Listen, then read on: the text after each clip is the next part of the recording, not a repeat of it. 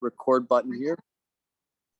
So I apologize for missing the recording on that intro, but again, thank you so much, Steve, accomplished business professional, and we're really lucky to have you in the CWCT program to bring us this wisdom. So again, thank you all so much for being here. I'm just going to go ahead and mute myself in Zoom Boss and kind of work on this. Send me a chat if you need something. But Steve, please take it away, sir.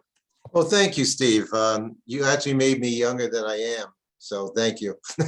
But good afternoon to everybody, or evening, depending on where you are. It is indeed my honor to address the topic today, which I think is relevant to the vast majority of you who are involved in the Cybersecurity Workforce Certification Training Initiative, which we affectionately call CWCT. And it's basically to deal with how to get a new and better job sooner. You know, while you're engaged in this initiative to enhance your current position, many of you are taking this program to expand your vocational horizons, to secure either or both a job that matches your interests and or pays better. I hope by the time we reach the conclusion this evening, you will be armed with insights to make that time that you invested today valuable. But before diving in, just a logistical point, I'm going to be tossing a ton of content to you. Now, it is going to be recorded if you want to go back to it. If you want a copy of the slides, we can make those available. But this is 1 hour, and I will be talking fast. And I would ask that if you have questions, write them down for the end if we have time. If we don't get to your questions, let me encourage you to then reach out to me or one of your other advisors here as well. So let me introduce myself. Steve did a great job of it. I've been so blessed over my career. I was actually born on a chicken farm in southern New Jersey, raised in Brooklyn and Queens, married the girl of my dreams, have 3 kids and 6 grandkids who still talk to me. Because I served in the Army and I came out of the Army with absolutely zero computer experience and what they used to call data processing. So I was hired at the time by a gentleman by the name of Ross Perot, who founded a company called EDS. It was all of $200 million at the time. And he basically founded the entire industry of outsourcing. As with those who work in IT, HR, and finance, I did and could transition into many industries: banking, insurance, discrete, process manufacturing, and had the chance to see the world. While I served in these industries, it was also important to learn about that industry, and I have been blessed to be mentored by many experts across the organizations. An example was my time at GE, where at the time it was a world-class manufacturer. I dove deeply into supply chain. In fact, so much so that I wound up authoring a book that sold 48,000 copies called Supply Chain Optimization, printed in 6 languages, and had a great opportunity to teach at a Chicago-based grad school. I've had staff in 17 different time zones, and I'll tell you about everything else. I love the work that I do, and I'm proud of I've been able to do that. I've been part and so proud with my colleagues to serve since January of 2021 as part of CWCT. And I think let me share with you why I'm involved in this. And there's 3 reasons. 1, our nation is under attack, and we are desperately short of qualified personnel. That's where you come in. Second, with our nation being in peril, I really want my children and my grandkids to live a life which affords them opportunities to succeed in whatever they decide to do. And the 3rd reason is I'm a huge believer in lifelong learning, and I do believe that CWCT does provide world-class training. What's interesting in the stage that many of you are at is you're still quite young, and yet you are at your stage in life making decisions, lifelong decisions, that will define what will you do for the rest of your life, but you really don't have the experience with data necessarily to make that decision. Yet all of you within the sound of my voice, regardless of your age, you were in the same, we were at the time in the same state you were back then. The answer is to get started. And that's what we're hoping tonight you'll see. I will tell you and share with you one quote from a very dear friend in Dallas who says in closing his meeting with over 300 people every single month. He's been doing it for 34 years. And I quote him, "May you do what you love to do with people you love to do it with on purpose." That's a career. You know, since 2020, everything has changed. One item is a huge segment of our working population basically disappeared from the marketplace. My generation, the baby boomers, many of them have dropped out. Every HR organization is seeking the same talent. Many of them focus on those with skills and 5 to 7 years experience. And this kind of goes back to, as an outgrowth to the 2008 market crash, when my colleagues, the CIOs, raised the bar, seeking those with degrees and experience. It was a buyer's market. They gave human resources, HR, instructions, and while starving for talent today, HR has not really gotten the message of that. As I continue to address those in CIO offices across the industry, do you know what their number one issue is today? Finding people. Even outside of IT, you can drive around your respective town. You'll see help wanted signs, and very, very visible the need for people in the industry, especially in retail and restaurants. There are merchants offering $22 plus an hour, even at places like Target. Well, let's skip a little bit more to what you want to hear and your current situation. I'm going back to 2020 with the numbers you see on the screen right now. Would you like to guess what the annual average salary is on as of June 21, 2022 for a cyber worker? Well, that number has jumped from 2020 at $93,000 to $12,968. ZipRecruiter, which many of you know about, sees annual salaries in this field going as low as $40,500 to as high as $304,500 for individual contributors just across the United States. So why are employers willing to pay cyber talent so much money? Supply and demand, part of it. The reason is the cost to not employ talent can be measured at thousands of times the money spent to protect their asset. Last summer, in August of 2021, MSN Money, quote, and I quote them, said, global cyber crime is expected to increase nearly 15% on a yearly basis over the next 4 years to reach $10.5 trillion by 2025.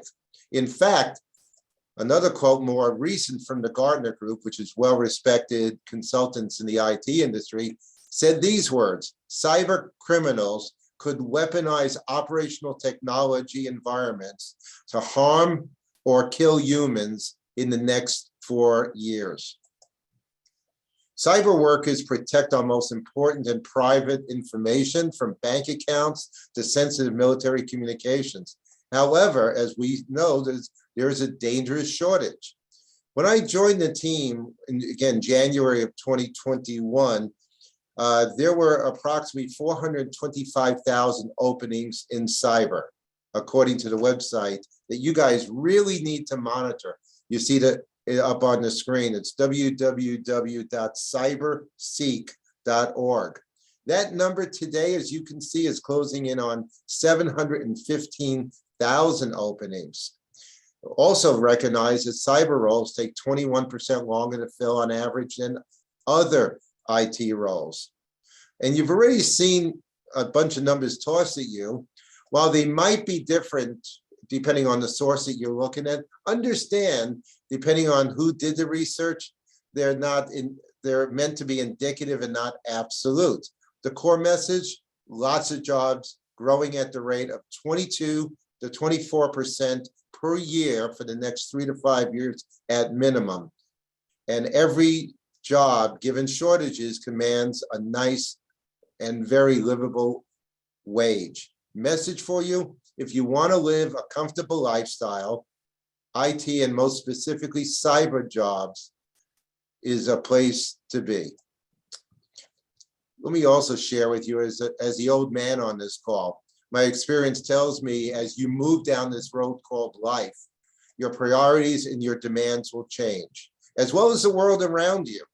As such, you really need periodically to take time to do what I call an introspective. Basically, whatever you do, whether you meditate, you pray, you go on a retreat, you sit by a pond or an ocean, even staring at your own navel. But take at least 4 hours every 6 months to evaluate where you are today, what's important to you going forward, and what are you going to do about it? Measure that against the market and be realistic on how to get there.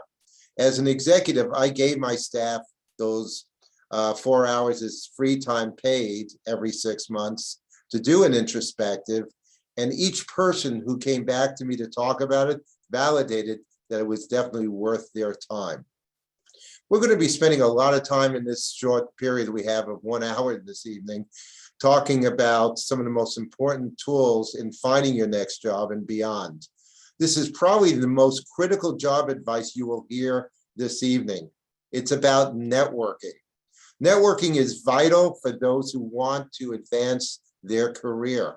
According to HubSpot, 85% of all jobs, not just cyber, of all jobs in the marketplace are filled through the network. And according to CNBC, 70% of jobs are never published publicly. So that means you're not going to see them advertised on some of the, like Indeed and other sources. One of the worst mistakes many will make, and I gather that many on this call tonight will do, is that you will abandon networking after you secure that job that you want in cyber. And it's only after you've been there for a while and you decide to go somewhere else, or you have to go somewhere else, that you'll remember hopefully about the network. The best thing though, keep that network going, because you'll get to meet great people, not just about talking about jobs, but talking about the industry you're in.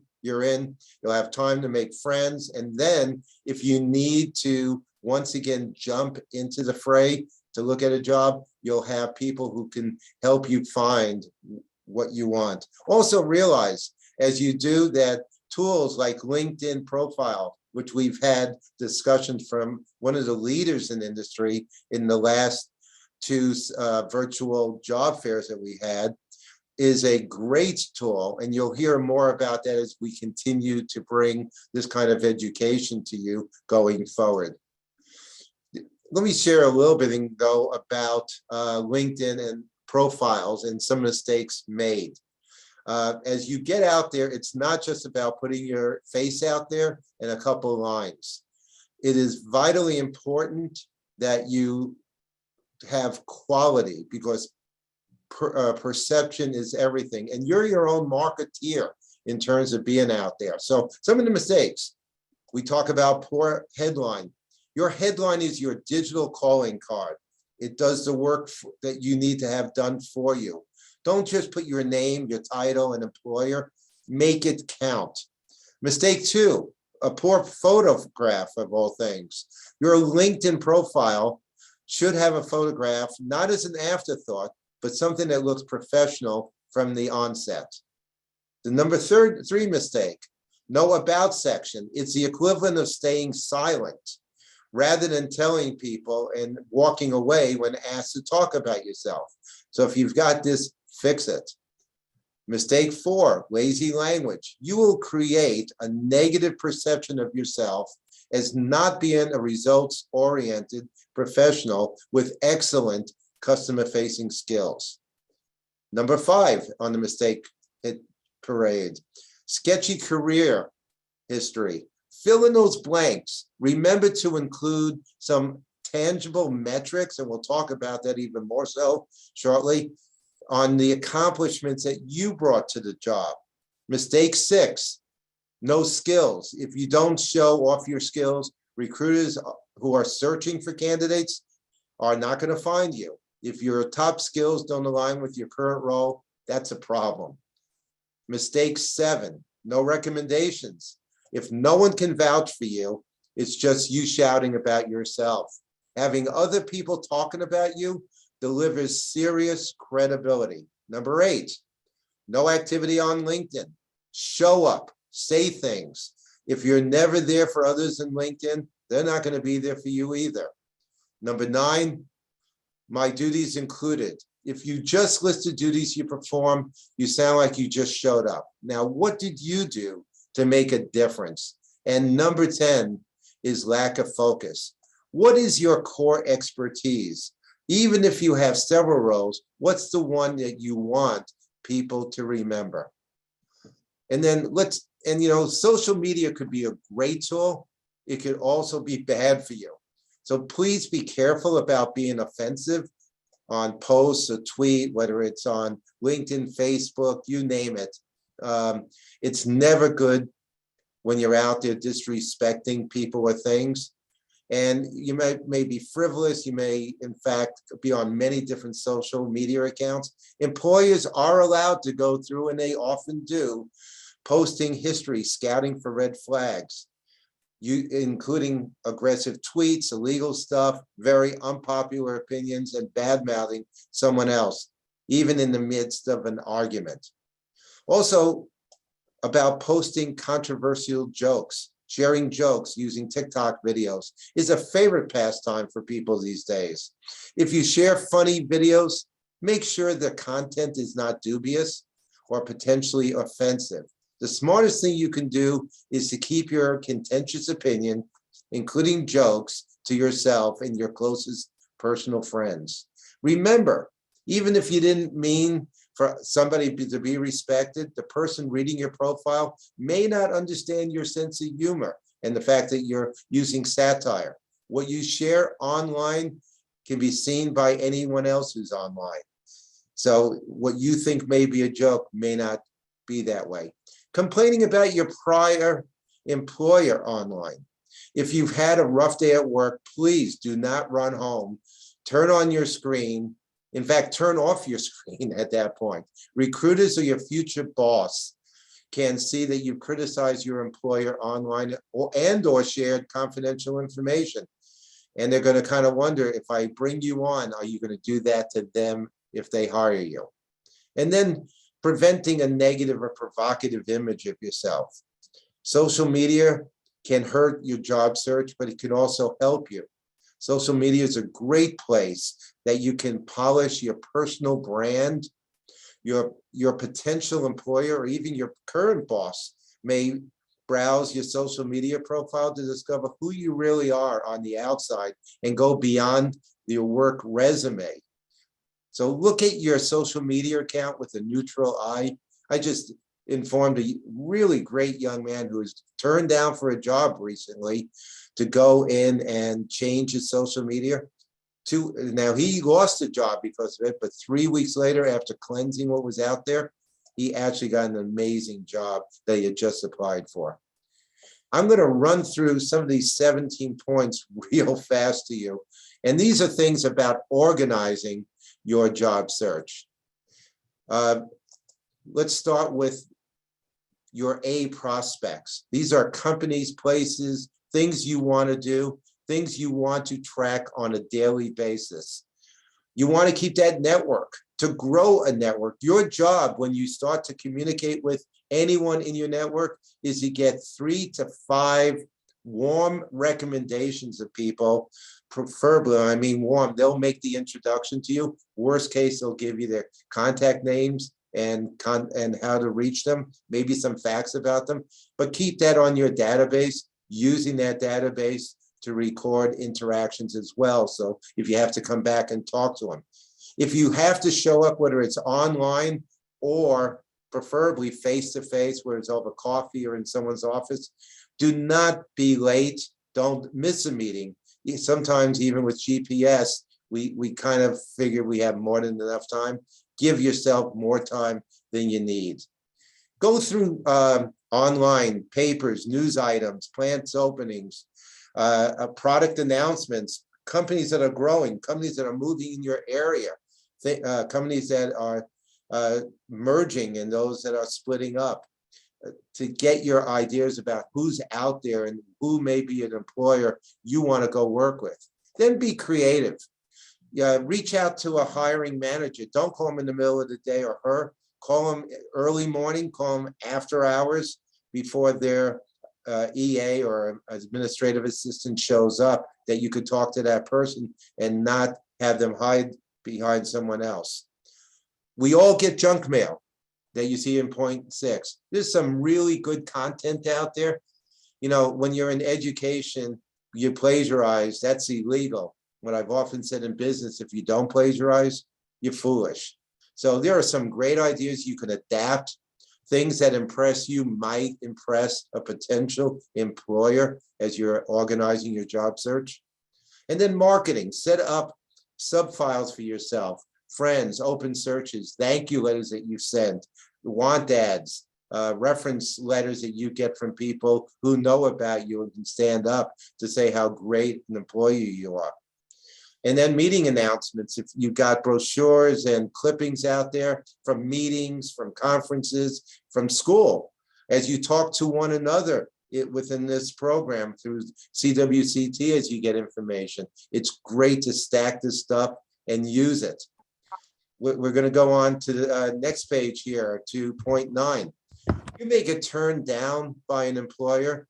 They may not be interested in you. Don't give up, come back at them. By the way, many of those large companies out there are not single entities, but have lots of divisions out there. So if you go to a company like an IBM or a Cisco, you'll find, or an Accenture, there's many divisions. You may find no need in one, but you may find a need in another.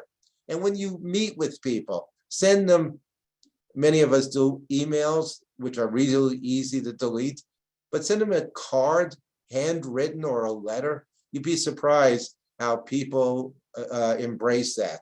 And then if they're asking you for a work sample or a proposal, make sure you get it to them. No errors included, please. And then list yourself out, the A, the B, the C list, companies and individuals you might be interested in talking to. We talked about networking a little bit. Who are those people? It's not going to be everybody you meet, but you'll want to continue to talk to people over time, and you'll find that some of those actually become friends. And then do a daily recap at the end of your day. Write down notes. What are you going to do about it? Who are you going to call again? When are you going to call them? Put them on a schedule. But it's important while it's still fresh. And if you get a chance, send something to them. Not only that letter, but an email every so often, maybe a comment in one of the social medias that goes a messenger of sort. Let them know, maybe a marketing package that you've put together.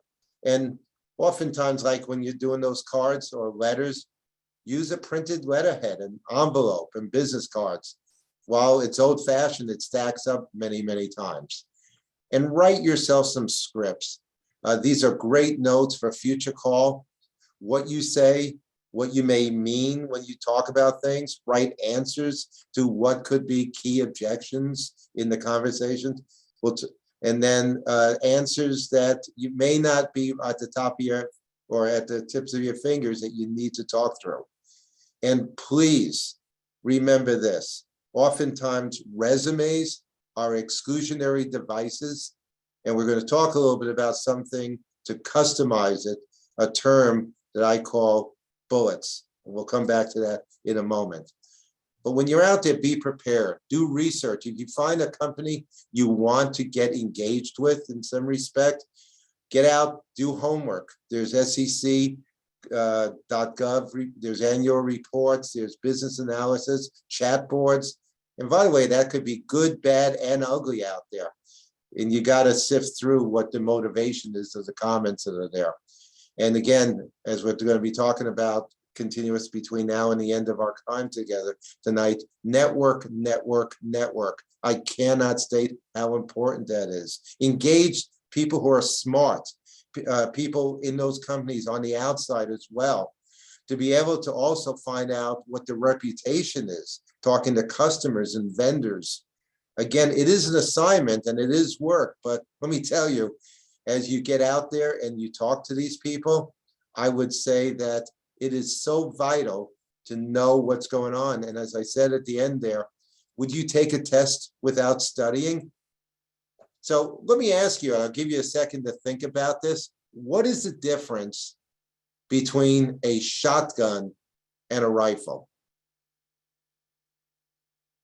Well, to me, and having used both, having been in the military, a shotgun sends out lots of energy into many different directions, while a rifle will send out a projectile with all the energy focused on its target.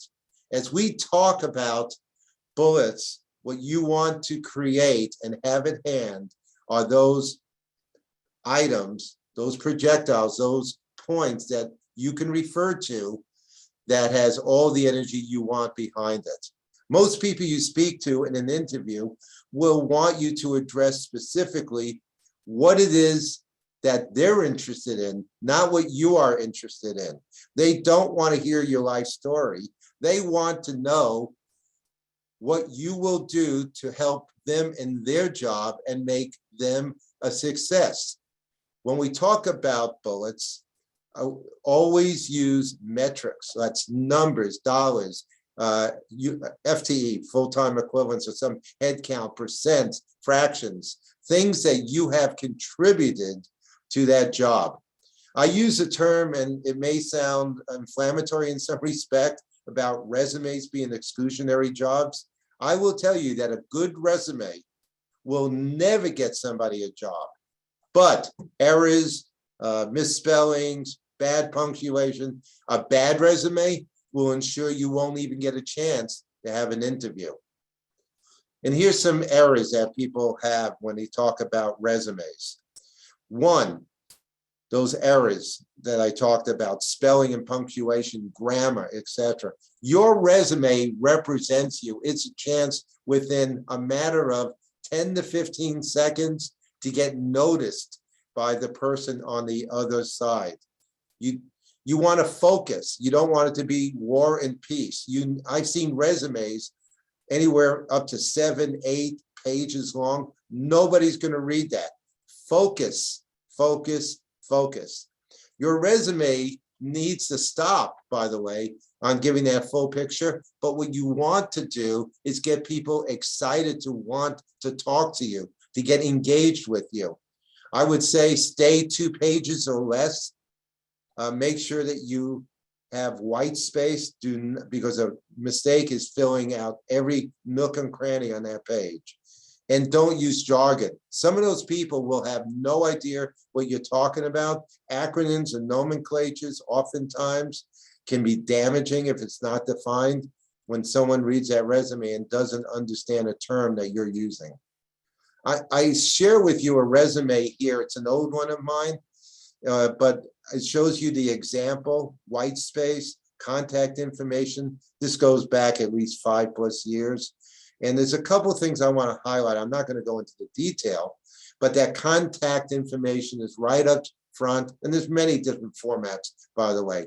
I'm telling you a profile that talks about who I am, what I want to do. And this has to be done at a summary level, no more than 2 or 3 lines. Again, the white space, you see, it's easy on the eyes.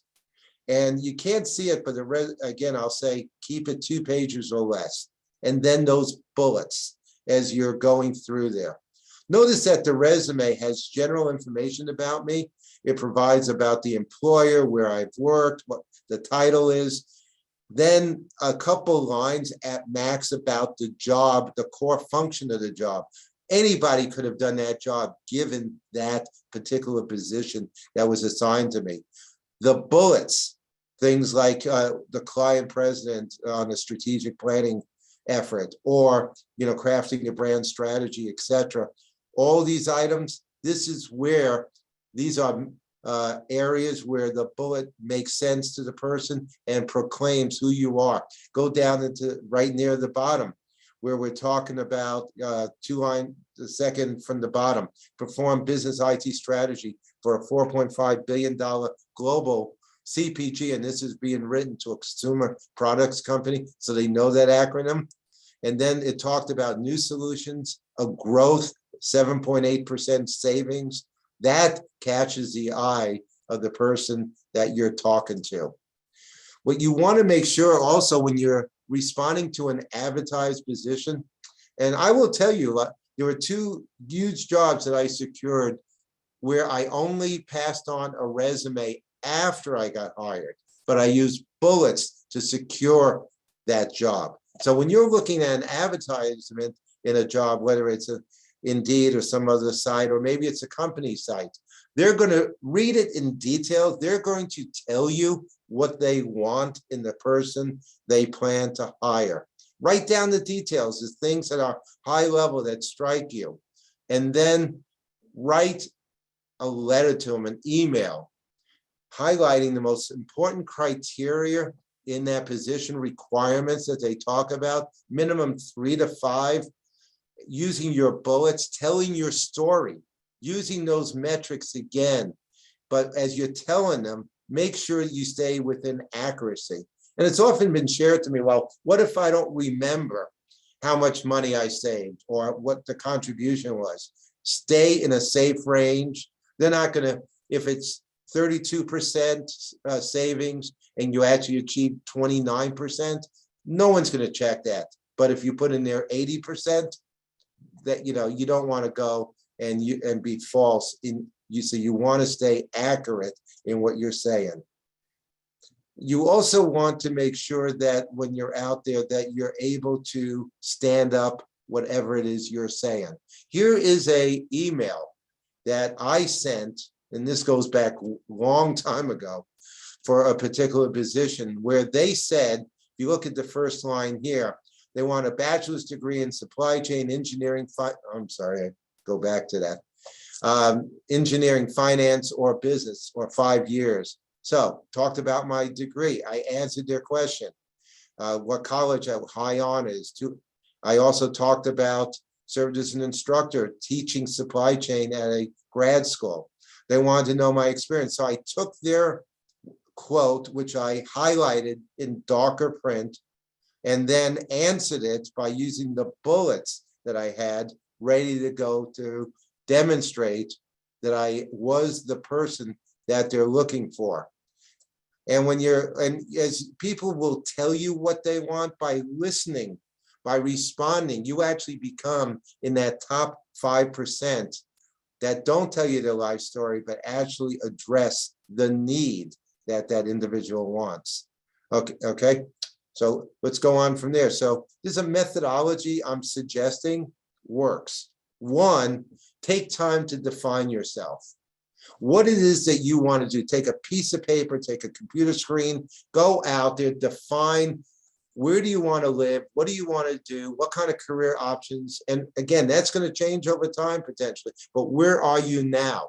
What's the function you want to serve in? What's the salary range? Do not hold that back until someone asks you, well, how much money do you want? And what kind of hours? Okay? Also gain a perspective of what the company's appeals to you are and what is not of interest. You don't want to go to work in a place that you're not going to be happy in. Someone told me that of all the hours we have, 24 hours a day, at work is the second highest amount of hours you spend in life behind sleeping. So you're going to be spending a lot of time on that job on a weekly basis. Make sure that it's a place you want to be. You also want to make sure that you have the ability to create your value statements, those bullets that we talked about again. You need to be able to develop a strategy, and you need to create customizable resumes. You want to address the need if someone insists they want a resume, make it something that highlights what they want from you in the job. That's vitally important. You want to develop channels. There are recruiters, there's networks, there's advertising. There are unsolicited jobs.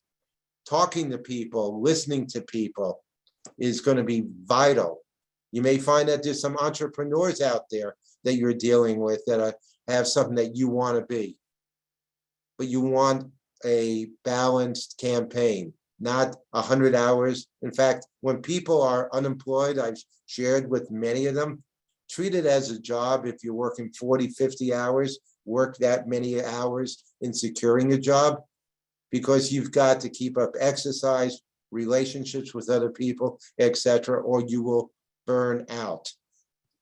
And your appearance, how you turn out to be viewed by the other person, depending on the job, understand what their demands are and what they appear. I will tell you, as you look, there was an old rule of thumb, and I expect it's still relatively true, that you will spend 1 month of search time for every $10,000 worth of salary.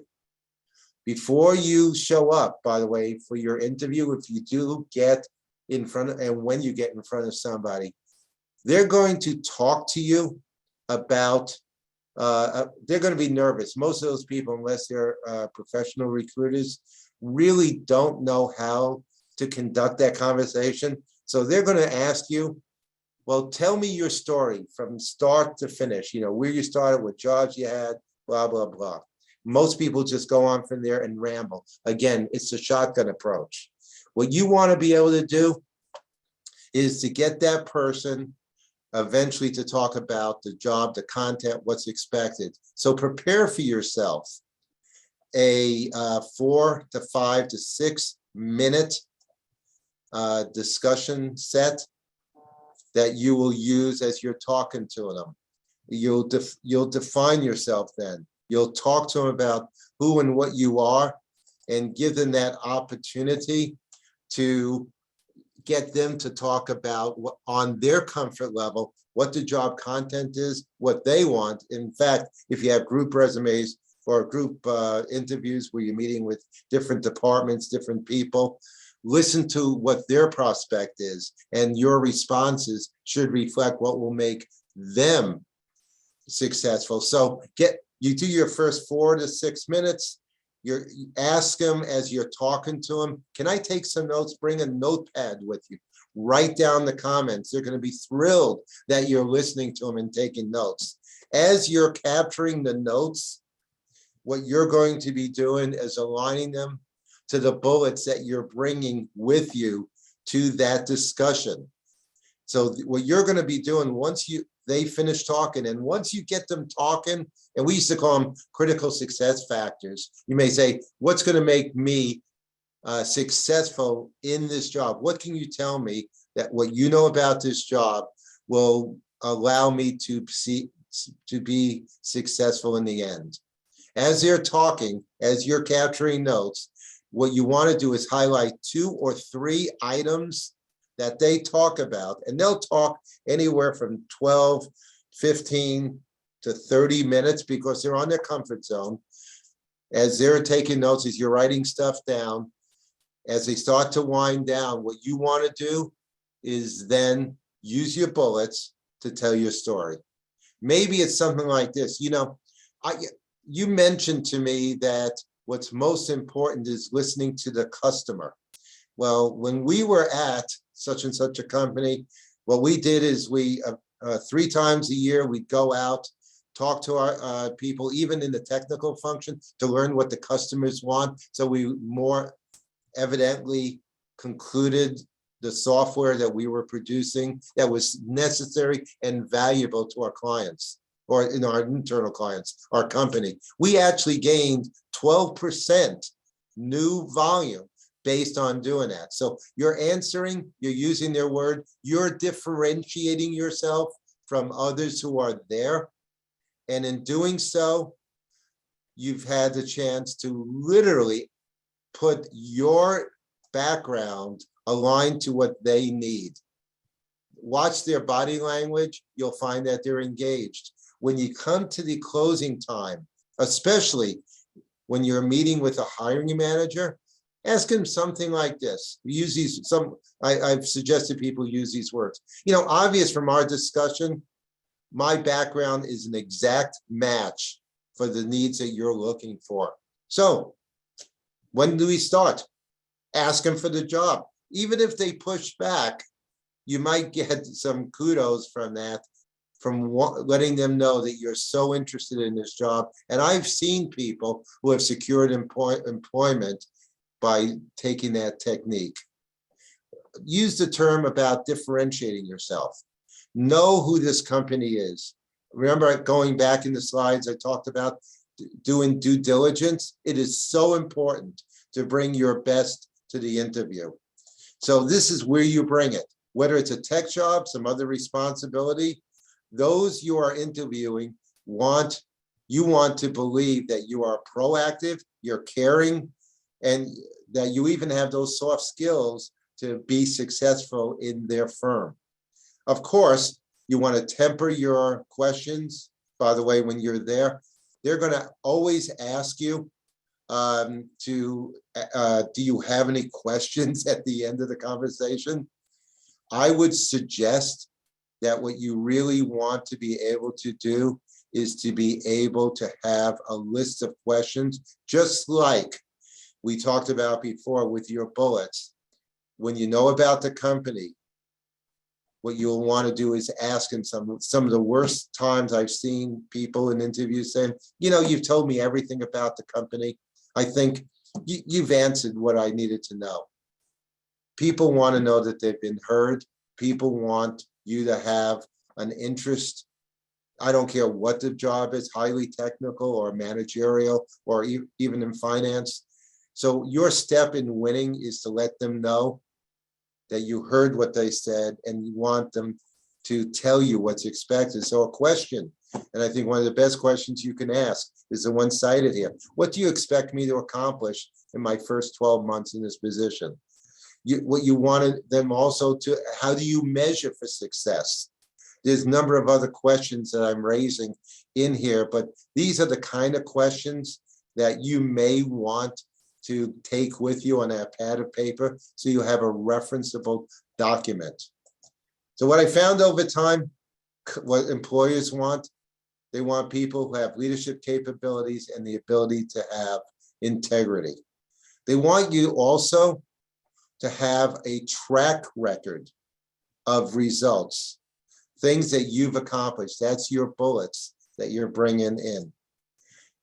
We talked about leadership. This leadership here is that you're willing to be given an assignment and then run with it, that you are self-starting. Once you're given an assignment, to have the confidence that you will be able to do that. And I will tell you, I don't care what position you have, if you're in HR, finance, technical, on the road, everybody sells. When you're in the job search mode, by the way, you are selling something, you are selling yourself.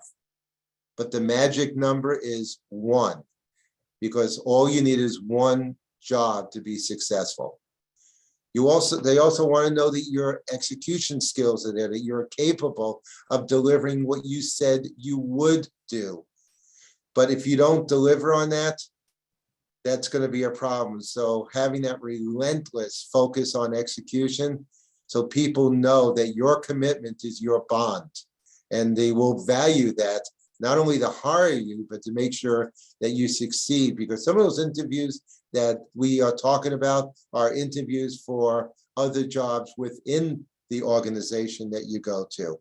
And then forming partnerships in there is, especially when we see companies split up and form partnerships and do things, outsource, that are not specific to what they do, but they need it. They want to know that whoever they deal with will create a partnership with them.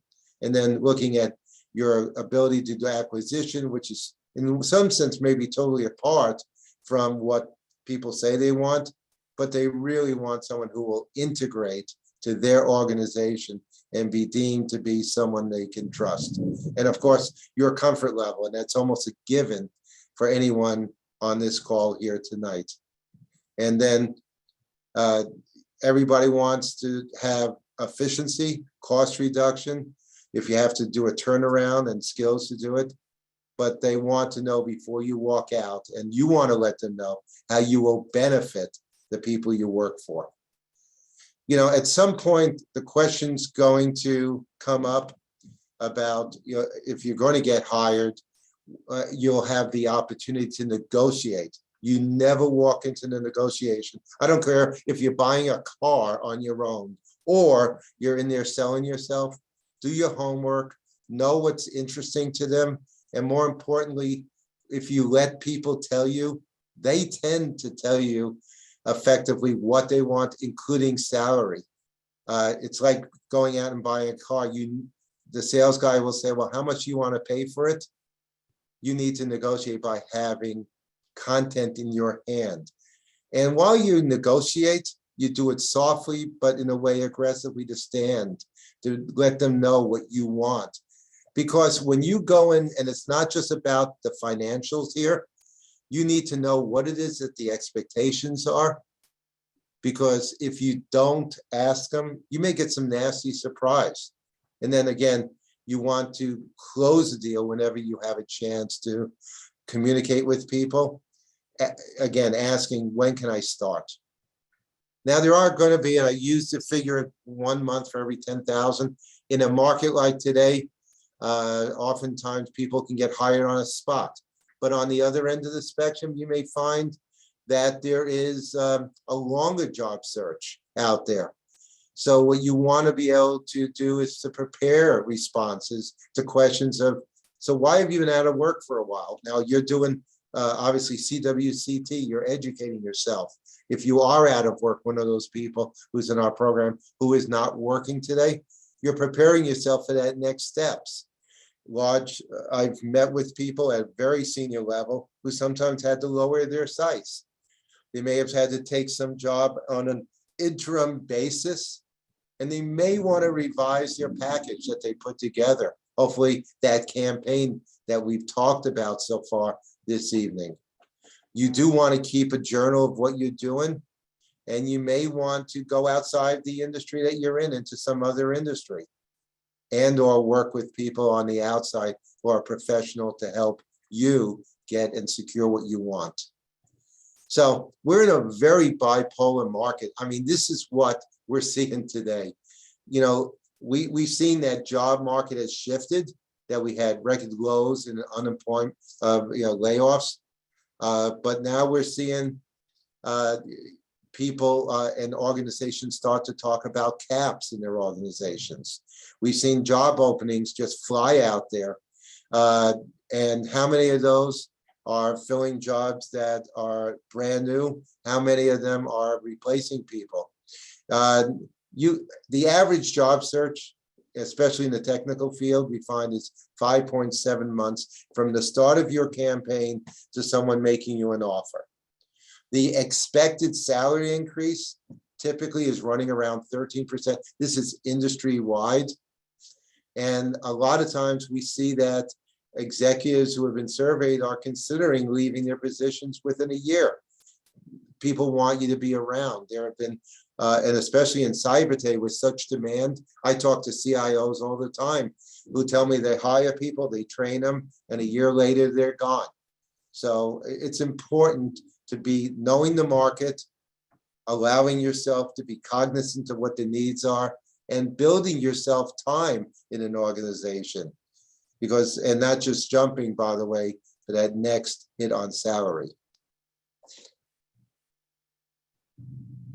We do have some time here, but let me, before I'll open up to some questions. I don't know if we have questions that have come in so far, but doing a job search can be, have its ups and downs. You can be at one moment sitting on top of the mountain, excited about what is going on. Then you may get a turn down, or that job you really want did not come through. You need to pace yourself.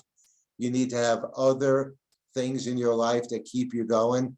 While it is about the job and obviously bringing in income, you've got to make sure that you have a work and life balance. So I'll open it up. Steve, I don't know if questions have come in at this point, but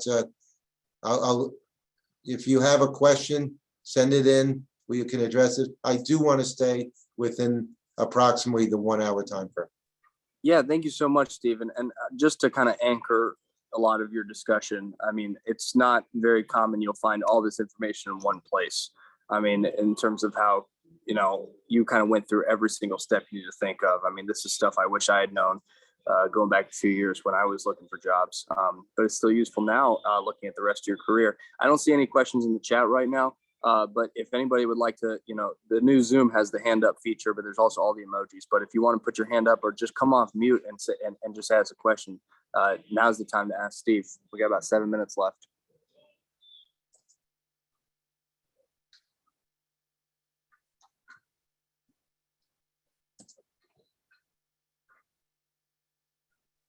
Steve, we've got one here. I'll go ahead and read it out loud. Do you have advice for transitioning military members on how to convert relevant military experience? Well, and the question becomes what's relevant, right? Because when we look at it, if you have job skill sets that you have learned in the military that translate directly to the job market, obviously you want to capture it. Military is a great place, and I've shared with many employers today, you've got maturity, you've got the needs, you've got diligence, you got people who know, and it's a life and death situation oftentimes, that people do deliver on what they say they will do. Play on that. Go back into your assignments, and if you were in logistics or transportation or what, it may not be a technical job. Obviously, if you were serving in a technical capacity, that translates real well to technical jobs, but there's a recognition about your classification of security, what jobs you did. You do have bullets out there that talk about what you achieved, what you brought to the table, and the military is a job.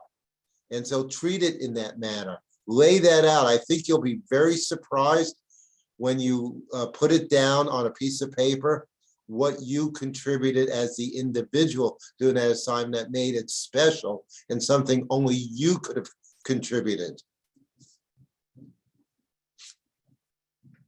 Thanks, Steve. Great answer. Only thing I would add is civilian-friendly language can be difficult. I know there's resources out there. Reach out to the Steves here. We can connect you with some of those. But unless you're applying to a contractor job with the Army, it's you're going to want a civilian-friendly your stuff. Program manager, director. Steve, the next question is, how do we avoid using too much jargon? Jargon in IT is so completely woven into everything. Want to take a stab at that? Yes, I do.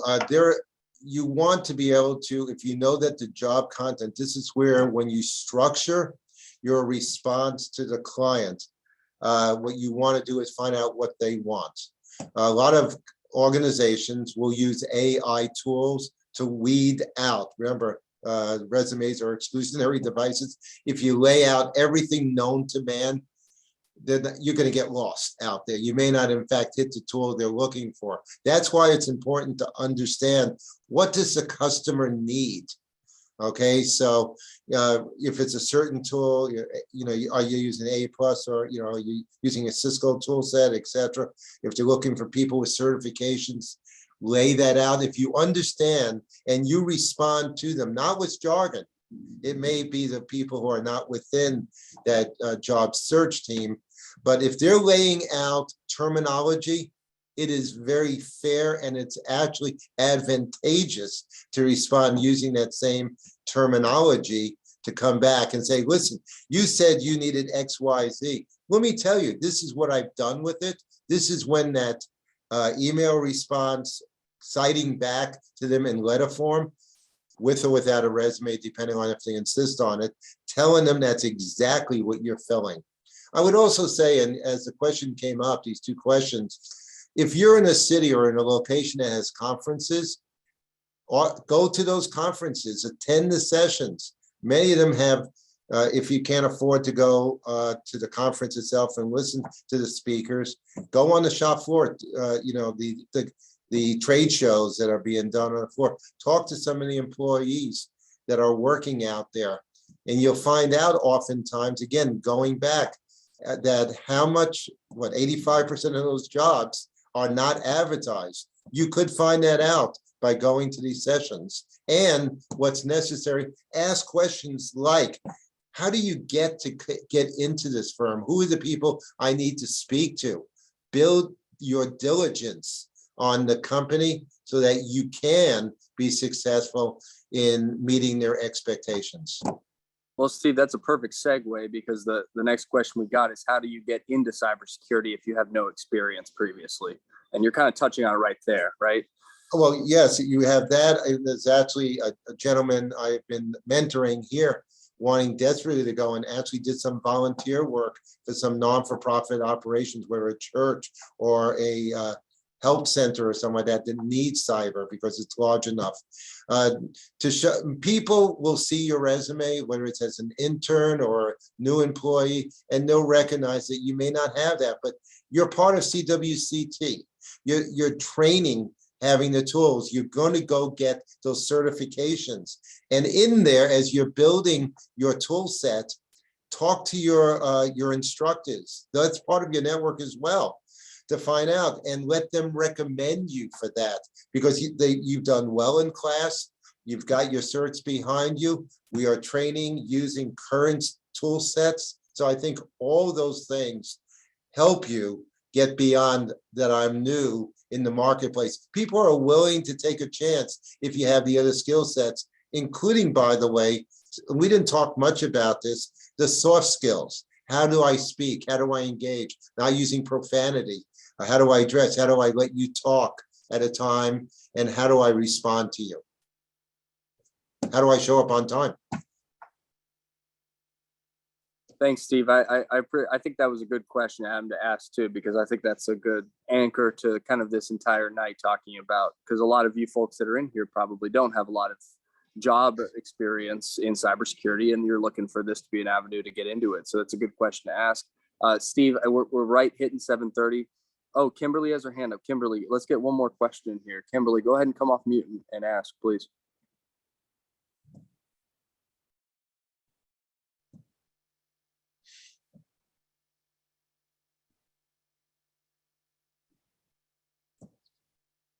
If Kimberly doesn't know she's on mute at this point, if she still wants to raise that question.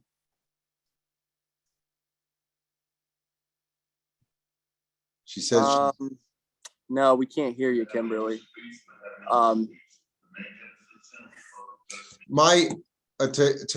her and anyone else, you've got my contact data if you've got questions. One thing about the team that's here, Amber, Chrissy, Steve, myself, your instructors, we're passionate about not only training you, but making sure that you get a job that warrants the level of effort that you put into this program. So we're on your side. We're your advocates. Use us, talk to us, engage with us. It doesn't stop tonight. As I shared in the beginning, I somehow got into this field because someone took a chance on me, so I'm giving back. You are on the verge of entering, if you're not in this field, an amazing career option that will sustain you with a solid income and some exciting stuff. The world's changing dramatically. Technology is changing dramatically. You've got a program, be proud of what you accomplished in this program, and just drive it home and talk to each other, engage. You know, your network in the future will be many of the people you're in class with today. One of the things you really need to be able to do is to be able to build your network, and the people you see will secure jobs. We will have 71 people already graduated from this program at the end of this session. That being said, we have over 1,000 people in the program. So you've got the beginning of a network. Use it. And by the way, great luck. And I wish you all the best. We're there for you. Take that away with you as well. Steve, I'm going to give it back to you. Thank you, Steve, for everything. I appreciate your time tonight. And we're really thankful for your expertise on this subject. Just a little housekeeping. This recording will be made available. And I know I put a little teaser in there. We're building we built a Canvas site to hold a lot of these things, recordings from last sessions, career fairs, workshops like this. We're slated to hopefully do our next fireside chat, if you will, in about 8 to 10 weeks. And that should be on LinkedIn. At least that's the tentative subject on kind of rocking your profile and making that a really good thing. So again, we're just trying to add this service to you guys because it's a lot more than just going to class to understand this world. And Steve touched on it in detail tonight. Thank you all so much on behalf of the CWC team. Just have a great weekend. We'll see you soon. Thanks.